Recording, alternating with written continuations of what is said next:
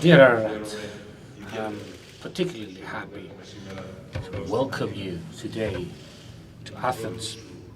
It is your first visit to Athens. It's the first time you visit our city. Consequently, for me, it is a great joy and a great opportunity to have you here. Historically, our two countries have had excellent relations, and our peoples have had relations that go way back in time.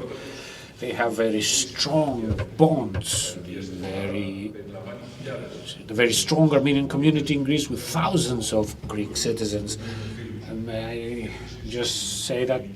many of my friends are members of the Greek Armenian community, and there is a Greek community in Armenia as well. And I'd like to underline that Greece has stood by the side of Armenia in difficult times, and this is always the case. I visited Yerevan in October 2020 when the hostilities at the Nagorno-Karabakh region were underway, and the reason for my visit then was to express my solidarity to the Armenian side. Solidarity that was not something that was just words. Responding to the request of Armenian organization in our country and under the coordination of the Ministry of Foreign Affairs, 2 missions of humanitarian aid were sent to Armenia. Since then, the geopolitical environment has changed drastically, but our position has not changed concerning Nagorno-Karabakh. Our position is steadfast. We support the achievement of a peaceful, mutually accepted solution in the framework of international law, which is always the beacon of our foreign policy. Dialogue must continue, and unilateral actions that would once again endanger peace and stability must be avoided. Greece supports the resumption of negotiations within the context of the Minsk Group, and it supports the contribution of the European Union on these issues. And we believe that issues of humanitarian nature must be resolved immediately, and international humanitarian law must be respected. Further to our discussions, I wish to express our support for an independent UNESCO commission in the region in order to examine issues having to do with protection of cultural heritage. My dear Ararat, today we reviewed our excellent bilateral relations. As I said before, there is a lot that unites us. First of all, history. The Hellenic Parliament recognized the Armenian genocide in 1996, and the Armenian Parliament recognized the genocide of Greeks and Assyrians in 2015. Our cooperation in international organizations is always exemplary, and on the occasion of your visit, I want to thank Armenia for supporting Greek positions, and of course, for support on issues that have to do with the illegal occupation of part of the territory of the Republic of Cyprus, either before the United Nations, the Council of Europe, or UNESCO. I wish also to say how happy we are for our decision to mutually support our candidature for the UN Security Council. And I'd like to express our satisfaction for the first trilateral meeting between Greece, Armenia, and Cyprus on issues of the diaspora. A meeting that was convened by the Vice Minister for Foreign Affairs, Andreas Kastaniotis, in Patras a few days ago when the relevant memorandum of cooperation was signed. I believe there's a lot of room to further enhance our cooperation on diaspora. We have a very strong diaspora. You have a very strong diaspora. People that are linked by history can work together. I wish also to express my support to trilateral arrangements, which unfortunately due to the pandemic have lost their momentum, but we've agreed to organize a meeting of ministers of foreign affairs at Yerevan between Greece, Armenia and Cyprus as soon as possible as a first step. to organize, to lay the foundation for the meeting of the leaders of our countries. And Prime Minister Nikoս Mitsotakis told you that he is very much in favor of such a meeting, as did the President of the Hellenic Republic, expressed her joy to visit Yerevan as soon as is practically feasible. One point that we agree that we can improve our relation has to do with the financial transactions between our countries. Unfortunately, trade transactions and mutual investments are quite limited, but there was an understanding, and the competent Deputy Minister of Foreign Affairs, Kostas Hարգելίνης, will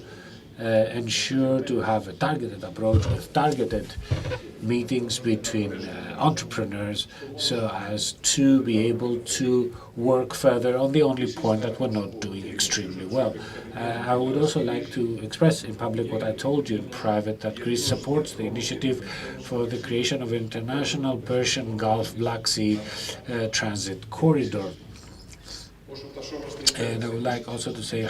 that we are in favor of fostering the relations between Armenia and the European Union. We believe what the map shows, that Armenia can be a bridge between the Union, European Union,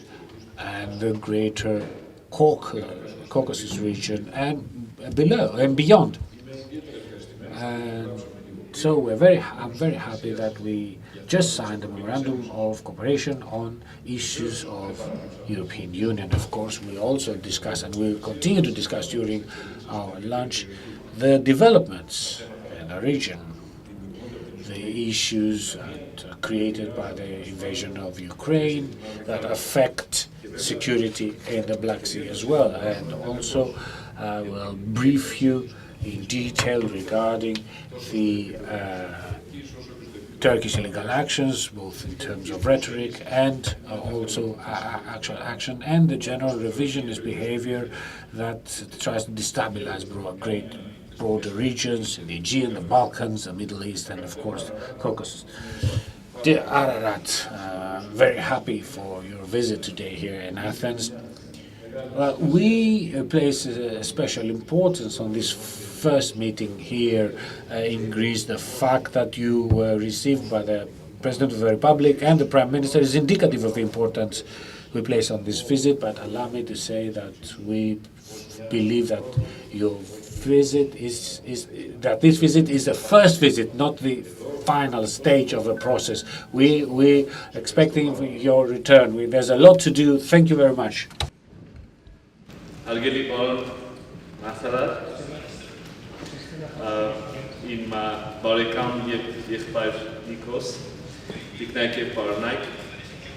նախ ցանկանում եմ շնորհակալություն հայտնել իմ լավ գործընկերոջը Նիկոս Դենդիասին ջերմ հյուրընկալության համար։ Ինձ համար մեծագույն պատիվ է գտնվել Աթենքում, հատկապես երբ մենք նշում ենք Հայաստանի եւ Հունաստանի միջև դիվանագիտական հարաբերությունների 30-ամյակը։ Հայաստանի եւ Հունաստանի միջև դինամիկ զարգացող արդեն 30-ամյա միջպետական հարաբերությունները իհարկե առաջին հերթին հիմնված են մեր երկու ժողովուրդների միջև հազարամյա բարեկամության, փոխօգնության եւ դավանած ընդհանուր արժեքների վրա։ Հայերը եւ հույները ապրել են կողք կողքի, պայքարել են կողք կողքի եւ արարել են կողք կողքի։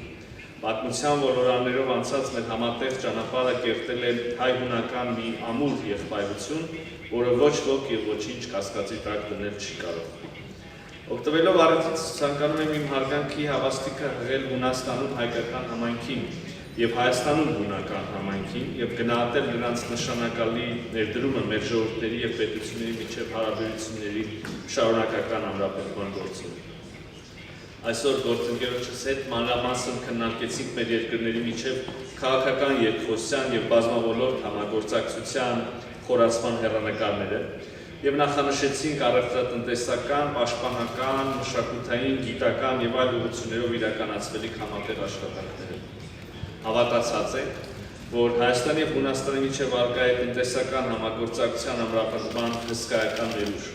Կարծում եմ, որ ընդարձակ երկկողմ իրավապայմանագրային հենքը եւ հայ-հունական միջկառավարական հանձնաժողովի աշխատանքները կնպաստեն այդ ներուժի լիարժեք օգտագործմանը։ Հարգելի գործընկերներ, հայ-լեռնական հարաբերությունները կզարգանում են ոչ միայն երկկողմ, այլև բազմակողմ կարևոր հարթակներում եւ այս առումով կցանկանայի 3 կարևոր թեմա արծարծել։ Առաջին հերթին մեր քննարկումների կենտրոնում էր նաեւ Հայաստան-Հունաստան-Կիպրոս եռակողմ ձևաչափի շրջանակներում համագործակցությունը, այս կարևոր նախաձեռնությունը տարածաշրջանում կայունության, անվտանգության եւ խաղաղության հաստատման արդյունավետ միջոց ենք համարում եւ լույահույս ենք, որ համատեղ ջանքերով կկարողանանք այն ծառայեցնել մեր 3 երկրների ու ժողովուրդների կենսական շահերի առաջ մղմանը։ Ինչպես նախարար Դենդիասը նշեց, ունենք շատ կարևոր եւ կոնկրետ պայմանավորվածություններ այս ձևաչափի առումով։ Իհարկե, արագ փոփոխվող աշխարհում գնալով ավելի է կարևորվում տրանսպորտային հաղորդակցության ծրագրերի իրականացումը, որոնք ժամանակակից տնտեսության արյունատար անոթներն են։ Այս առումով կարևորում ենք Պարսից ծոց, Սև ծով, միջազգային տրանսպորտային եւ տարանցիկ միջանցք ստեղծելու մասին բազմակողմ համաձայնագրի ստորագրումը։ Կարծում եմ, որ շահագրգիռ կողմերի հետ միասին կարող ենք ավելի ինտենսիվ աշխատանքներ կանել եւ հաջողությամբ պսակել այս ուղղությունը եւս։ Մտքեր ենք փոխանակել Հայաստան Եվրոմիություն գործընկերության ու Արևելյան գործընկերությանը վերաբերող հարցերի շուրջ։ Երկուստեք ընդգծել ենք, որ Հայաստան Եվրոմիություն համապարփակ եւ ընդլայնված գործընկերության համաձայնագրի իրականացման ճանապարհային քարտեզը մեծ հնարավորություններ են ձեռում նաեւ երկկողմ համագործակցության խորացման։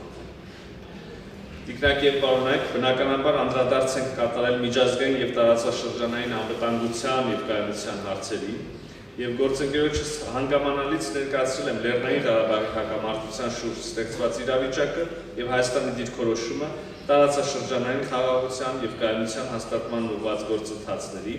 Հայաստանի եւ Ադրբեջանի միջև հարաբերությունների կարգավորման շուրջ բանակցությունների վերաբերյալ։ Անդրադարձել եմ տարածաշրջանային տնտեսական կապերի ու տրանսպորտային ենթակառուցվածքների ապաշրջափակման, սահմանազատման ու սահմանային անվտանգության հանձնաժողովների աշխատանքների, ինչպես նաև ընդհանուր խաղաղության համաձայնագրի գործընթացների։ Ընդգծել եմ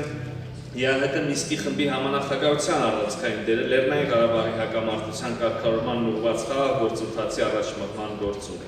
Հայաստանը բարձր է գնահատում Հունաստանի դիրքորոշումը՝ ի աջակցություն ԵԱՀԿ Մինսկի խմբի համանախագահության շրջանակներում եւ նրա մանդատի ներքո Լեռնային Ղարաբաղի հակամարտության կարգավորմանը։ Առիթն օգտագործելով ցանկանում եմ շնորհակալություն հայտնել իմ լավ բարեկամ Նիկոս Դենդիասին, որը 44-օրյա պատերազմի օրերին այցելեց Երևան, արտահայտեց Հունաստանի եւ նույն ժողովրդի զորակցությունը մեզ այդ օրհասական եւ կարեւոր ժամանակահատվածում։ Ռազմավարական գործընկերոջ հարիր այդ ժեստը մենք իսկապես երբեք չենք մոռանա։ Հարգելի գործընկերներ, ցավալիորեն պետք է փաստել, որ հրադադարից ավելի քան 1.5 տարի անց էլ Ադրբեջանը շարունակում է Հայաստանի ու Լեռնային Ղարաբաղի նկատմամբ սադրիչ գործողությունները, ռազմատենչ, առավելապաշտական հռետորաբանությունը, ցավոք ադրբեջանական ղեկավարության ամենօրյա խոսույթի անբաժանելի մասն է դարձել։ Խախտելով միջազգային հումանիտար իրավունքը եւ 2020 թվականի նոյեմբերի 9-ի եռակողմ հայտարարությամբ ստանձնած պարտավորությունները, Ադրբեջանը շարունակում է պատանդառության մեջ պահել հայ ռազմագերիների եւ քաղաքական անձանց, իսկ հարյուրավոր անհայտ կորածների, այդ թվում տասնյակ բռնի անհետացածների ճակատագիրը մնում է չբացահայտված։ Աշխարհի բոլոր քաղաքակիրթ երկրները, կրկնում եմ, բոլոր քաղաքակիրթ երկրները բոլոր հնարավոր առիթներ օգտագործելով պետք է նպաստեն, կոչ անեն ու պնդեն, որ Ադրբեջանը վերադարձնի մեր բոլոր գերիներին։ Հարգելի ներկաներ, հայ ժողովուրդ հազարամյակներ ընդգրկող պատմության ընթացքում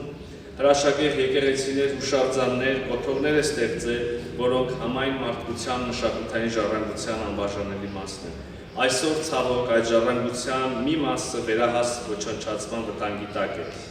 Ադրբեջանական իշխանությունների քաղաքականության շնորհիվ, հայպետական, պաշտոնական քաղաքականության շնորհիվ ունենք սրբապղծված եկեղեցիներ, ջարդփշուր եղած հուշարձաններ, հայկականության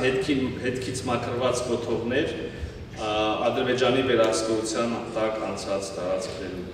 Ի տարբերություն շատ այլ նմանատիպ անընդունելի դեպքերի մենք չենք կարող պնդել, որ աշխարհը լռում է, իսկապես աշխարհը խոսում է եւ շատ հստակ է արտահայտվում։ Եվ դրա վառ օրինակն է 2021 թվականի դեկտեմբերի ՄԱԿ-ի արդարադատության դատարանի հրատապ միջոցներ կիրառելու մասին որոշումը, որը պարտավորեցնում է Ադրբեջանին դադարեցնել այս քաղաքականությունը։ Մենք ակնկալում ենք միջազգային հանրության հստակ, հասցեական ու շարունակական արձագանքը այս վարքագծի վերաբերյալ,